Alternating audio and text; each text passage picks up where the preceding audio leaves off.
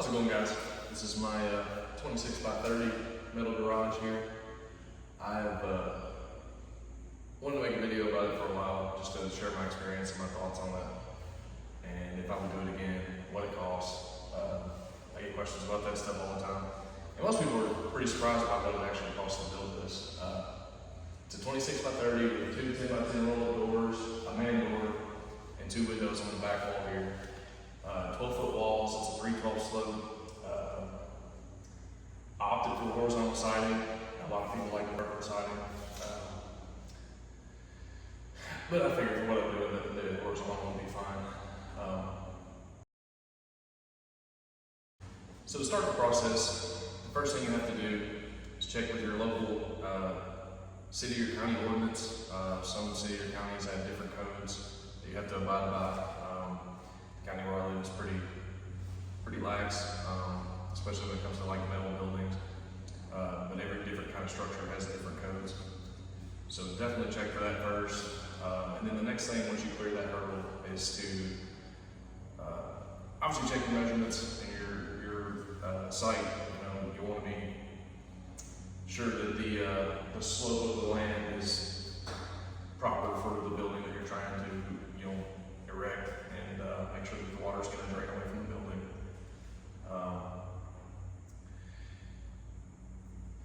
You want to know what you plan to do with it. So obviously, if you want to store things, you're going to build it a little differently than if you're going to do what I'm going to do, which is work on cars and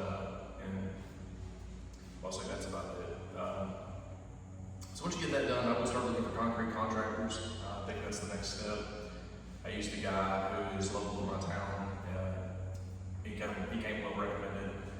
I had a couple of quotes on doing the job, but that's the guy I chose, and he did a really good job on it. Do your homework on how you want it more, because that's going to be up to you. I chose to do a notched edge, and I'll include some pictures of that.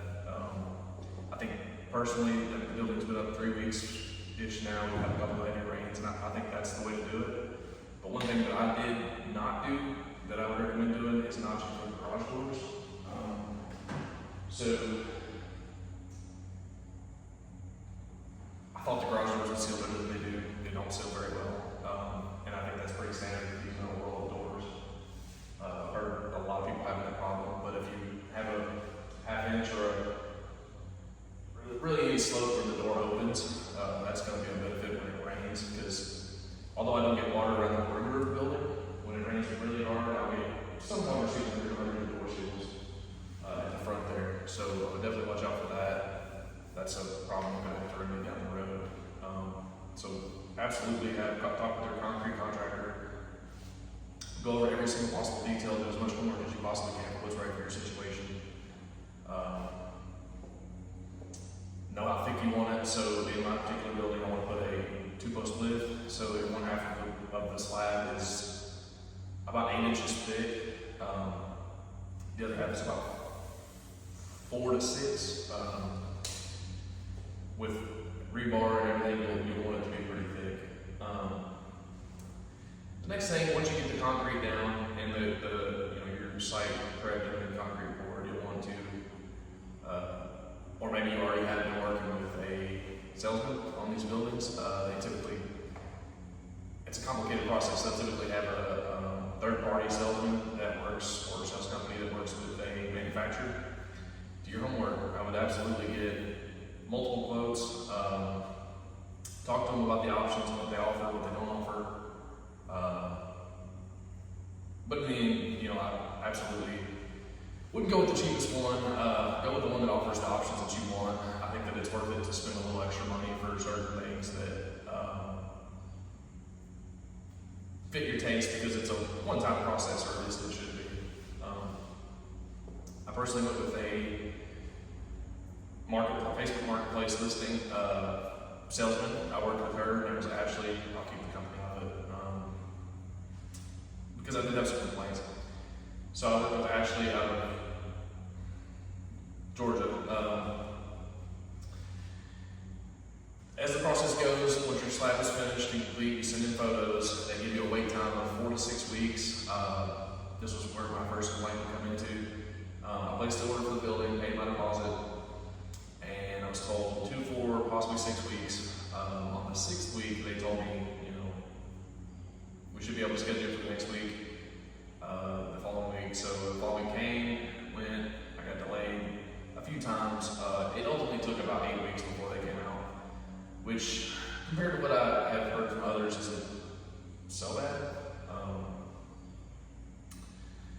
But once the installers show up, it only takes about a full day for them to put the building up. These buildings are pretty simple the way they go together. They pretty much just pop together. Absolutely, I would recommend watching your contractor or your builders. They're known to be some like fly-by-night crews, which installers are pretty nice, but there were some corners that they absolutely cut, and some places that I can complain, and I'll include some videos or pictures of those as well. But that's the cost. The slab itself, including the site prep, cost me about $8,000. That was with all the material, the labor, the skid steer to come out and move the dirt. I didn't have to bring in any dirt, which a lot of people do. I was actually able to use the dirt elsewhere on my property that was scraped off for this. That was the gravel to go in the base and everything. So $8,000 for the concrete. The building itself, I got a couple of quotes. This wasn't the cheapest one that I got, but it was the one that I went with. And the building itself was right around $12,000. That was with the 2-tone wainscoting, the 2 10x10 roll-up doors, the 2 windows, and the man door. 12-foot walls, and I did put the 2 30-foot side walls on, 4 foot on center, just to add an extra brace because we did get some snow here. Maybe it wasn't needed, but it gave me a little bit of peace of mind. But the total process, I started with the concrete, I believe around May 4th or 5th, I started the process of that, and the concrete slab actually went in June 4th, and the building didn't go up until about August, middle of August. I can't remember the exact day right offhand, but so it was a good lengthy process. I do recommend them overall. I think they're great for the money so far. The windows leaked a little bit. I had that problem along with the doors, like I said earlier. But I used some silicone and I sealed them up. I think those installers were supposed to silicone. Most people do from the homework that I did. I did not. But instead of complaining like I should have, I just did it myself. I do plan to insulate the place. The one thing I'll say about these buildings are extremely hot in the summertime. I haven't gotten to the winter yet, but I assume the winter time it would be extremely cold. I plan to do spray foam. I may make a video on that. And obviously have it wired for electrical. So yeah, my process overall was good. I mean, I would recommend it, but those are some things to watch out for. So a couple of things that I've already done. The corners of these buildings are notoriously not sealed.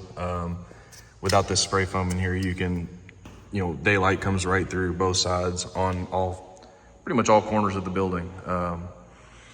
So I went around with great stuff, kind of just shot a little bit in here. One thing I'll say is I would not overdo that, or it will come out on the backside and you'll be scraping it off your building. You don't want to do that. So that was the first thing I did. And then obviously, after we cleaned up everything from the installers, sweeped and everything, came around the base rails of the building and ran a bead of silicone on the floor here. Just clear silicone around the base rail to try and, seal up the building a little bit from, bugs or anything that could possibly get in. Of course, that may be fighting a losing battle, but maybe it helps a little bit. And I also did a bead up here as well on the top of the base rail, just to kind of secure the panel to the building itself. It when the installers leave, it can feel a little flimsy. As you shut the doors, you can hear the building rattle a little bit, and it pops as it expands and contracts. But something else I did, and I'll go outside and shoot some pictures of it, is the installers do not put a screw. So they put screws on all these studs all the way up, every so often. And I went around and put one in the middle of every run, and I think that really helps secure the panel to the base rail here. So there you go. There's my experience. Thanks for watching.